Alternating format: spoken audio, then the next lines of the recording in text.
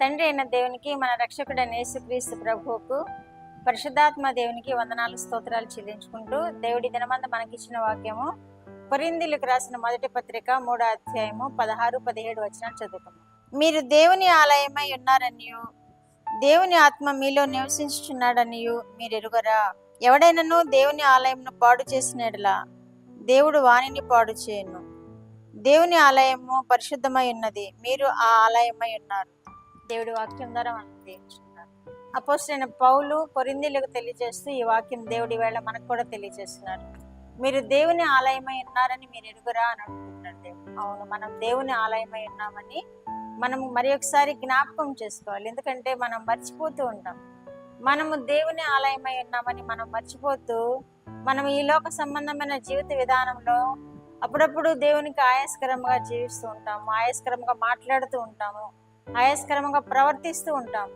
కానీ మనము మన దేవుని ఆలయమై ఉన్నామని మనం గ్రహింపు కలిగి ఉంటే మనము ఎప్పుడు కూడా ఈ లోకానుసారమైనటువంటి జీవితానికి మనం లోపడం, లోకానికి ఎదురై జీవిస్తాము, లోకానికి వ్యతిరేకమై జీవిస్తాము. ఎందుకంటే దేవుని ఆలయముగా మనం ఉన్నామని మనము గ్రహింపు కలిగి ఉన్నప్పుడు మనం దేవునికి ఇష్టమైన బిడ్డలముగా జీవిస్తాము, దేవునికి మహిమకరముగా జీవిస్తాము. లేకపోతే మనము దేవుని ఆలయమై ఉన్నామని మన మనసులో జ్ఞాపకం చేసుకోనకపోతే లోకంలో ఎలా జీవిస్తున్నారో మిగిలిన వారు, దేవుని ఎరుగని వారు ఎలా జీవిస్తున్నారో మనము కూడా అలా జీవించే అవకాశం ఉంటుంది. కాబట్టి మనం నిరంతరము దేవుని ఆలయమై ఉన్నామని మనం గ్రహింపు కలగాలంటే దేవుని వాక్యం మనం ధ్యానం చేస్తూ ఉండాలి, దేవుని ప్రార్థిస్తూ ఉండాలి, దేవుని ఎడల మనము మెళకువ కలిగి జీవించాలి. అప్పుడు దేవుడు మన ఎడల ఆయన కృప చూపి మన హృదయంలో ఆయన నివాసం ఏర్పాటు చేసుకుంటాడు. కనుక మనము దేవుని ఆలయమై ఉన్నామని మర్చిపోకుండా జ్ఞాపకం చేసుకుంటూ ప్రార్థనలు, విజ్ఞాపనలు, యాచనల ద్వారా ఆయనను సమీపంగా జీవించినప్పుడు, ఆయనకి కృతజ్ఞతాస్తులు చెల్లిస్తూ మనం జీవించినప్పుడు నిరంతరము మనము దేవునికి ఆలయముగా ఉంటాము.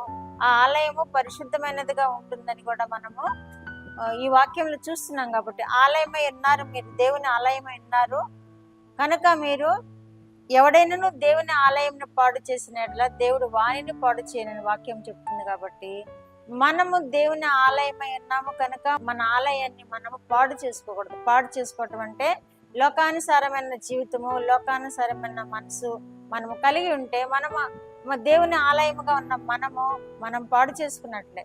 అప్పుడు దేవుడు మనల్ని పాడు చేస్తానంటున్నాడు. కాబట్టి మనం చాలా జాగ్రత్తగా మన హృదయం అనే దేవుని ఆలయాన్ని మనం జాగ్రత్తగా కనిపెట్టుకుంటూ ఈ లోక కల్మషం ఏమి మనల్ని అంటకుండా దేవునికి ఇష్టమైన బిడ్డలముగా జీవించినప్పుడు దేవుడు మన యందు జీవించడానికి ఇష్టపడతాడు, మన హృదయంలో జీవించడానికి ఇష్టపడతాడు. లేని ఎడల మనల్ని పాడు చేస్తానంటున్నాడు. కాబట్టి మనము దేవుని ఆలయముగా ఉన్నామని జ్ఞాపకం చేసుకుంటూ దేవుని ఎడతెరక్క సేవిస్తూ ఆరాధిస్తూ ఆయనకి కృతజ్ఞతాస్తులు చెల్లించు ఆయనకి ఇష్టమైన జీవితం జీవించినప్పుడు, ఆయన ఆజ్ఞలను గైకుంటూ ఆయనను సేవిస్తూ ఉండినప్పుడు నిరంతరము దేవుడు మనలో నివసిస్తూ ఉంటాడు. అప్పుడు మనలను దేవుడు పాడు చేయడు. ఎవరైనాను దేవుని ఆలయమును పాడు చేసినట్లా నేను వాణిని పాడు చేస్తానంటున్నాడు. కాబట్టి మనము దేవుని ఆలయం పాడు చేయకుండా ఉంటాము, దేవుని చేత మనము ఆశీర్వదింపబడుతూ ఉంటాం. మెళకువగా ఉండి ప్రార్థన చేసినప్పుడు దేవుని ఆలయముగా ఉన్న మనము పరిశుద్ధముగా ఆయనకి ఇష్టమైన బిడ్డలముగా జీవించగలుగుతాము. దేవుని ఆలయము పరిశుద్ధమై ఉన్నది, మీరు ఆలయమై ఉన్నారు అని దేవుని వాక్యం తెలియజేస్తుంది. కాబట్టి మనము పరిశుద్ధముగా ఉంటాము. మన దేవుని ఆలయముగా ఉన్న మనము ఆయనకు పరిశుద్ధమైన ఆలయముగా మనం ఆయన ఎదుట నిలబడదాము.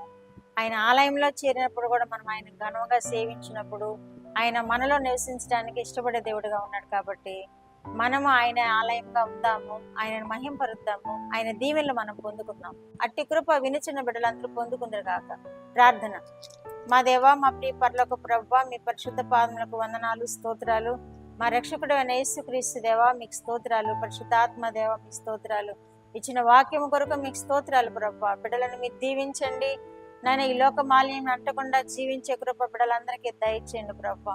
మీరే మహిమ పొందే విధముగా వారిని ఆశీర్వదించండి, వారిని కాపాడండి, వారిని సంరక్షించండి, వారి యవన బిడ్డలను సంరక్షించండి. ఉద్యోగముల కోసం ఎదురు చూస్తున్న బిడ్డలను మీరు దీవించండి, ఉద్యోగములతో ఆశీర్వదించండి. కుటుంబాల్లో మీ కృపను అనుగ్రహించి నేను మీ ఆలయముగా ఉన్న బిడ్డలను మా ప్రభు మీరు సంరక్షించుకొని మీరు మహిమ పొందమని యేసుక్రీస్తు వారి పేరిట మనల్ని మీ పాదములెత్తి వేడుకుంటున్నాను పరమ తండ్రి. ఆమేన్.